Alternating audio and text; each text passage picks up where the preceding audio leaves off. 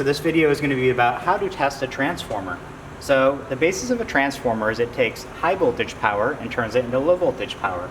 In this case, we're turning 240 volts AC into 24 volts AC. So in order to test this, we're going to use a multimeter here, and we're going to have it in voltage AC. It's a letter V with a little squiggly line up top, and this stands for voltage AC.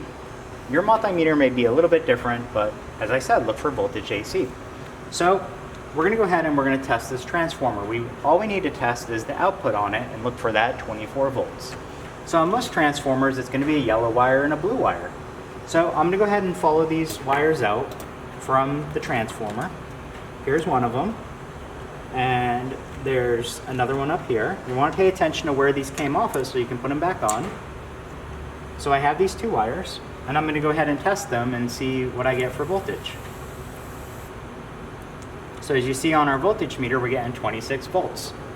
Now, most transformers put out about 21 to 28 volts AC, so this one is perfectly operating. These transformers either work or don't work, so as long as you're getting a voltage here, it's working. So let's go ahead and take these and put them back to where we found them. So in this case, the transformer is good.